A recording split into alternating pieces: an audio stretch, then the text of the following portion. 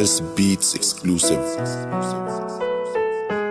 Mga alaalang 5 taon na tiniis na ikaw ay makasamang relasyon na kitamis. Bumilang ng taon na tumagal 8 taon, unti-unti na pagsasamang naaahon sa ngayon. Nagpa siya isa't isa na magsasama habang buhay. Nakabili pa nga tayong tirahan nating bahay at nakaipon na marangal sa ating pagsisikap, na halos umiyak na ikaw ang aking kayakap.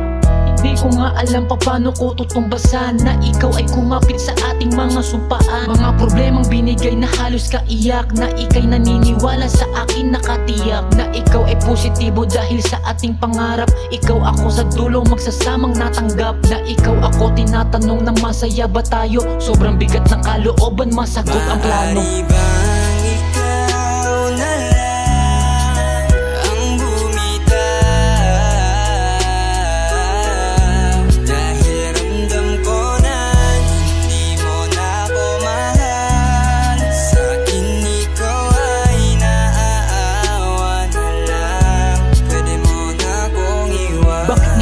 Ganito ka na ngayon sa akin, lahat ng pagdududa mo tumatagal sa atin. Hindi ko nga alam ano ang aking pagkukulang, na sa bawat away natin may sakitan at sumbatan. Hindi mo naiisip ang pinagsamahan at mga sandaling masasayang pinagsaluan. Mga pinaghirapang alaalang kalimutan at mga ari-arian na iyong pinaghatian. Wala na lang ba ang lahat? Ikaw ay nagsasawa sa akin, ikaw ay siguradong naaawa. Wala na rin bang pagtingin na unang kasayahan, dahil sobrang sakit ng nagawa na kasalanan. Na sa akin ikaw unti-unti lang bumitaw, at sanayin ang sarili na di ka na matanaw. At tatanggapin ng relasyon huli na tapos na, kaysa lokohin ng sarili na ako'y mahal pa.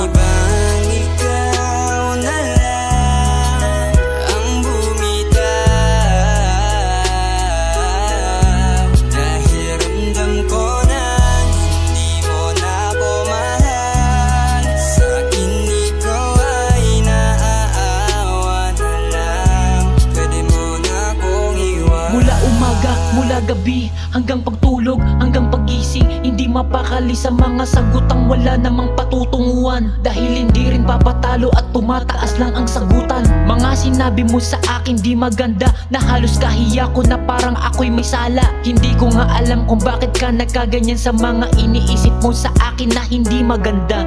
Na kesyo niloloko ka at meron ng iba. Ako pa ngayon ang nagbago o meron ka ng iba? Sino ba talaga ang mali sa ating dalawa, na ako ang iniisip importanteng mahalaga? Pwedeng sabihin mo sa akin di mo na ko mahal, na di na humaba pa ang pagsasamang kay tagal. Pwede bang bumitaw ka na kung di mo na mahal, at awa na lang sa akin at di mo na ko mahal?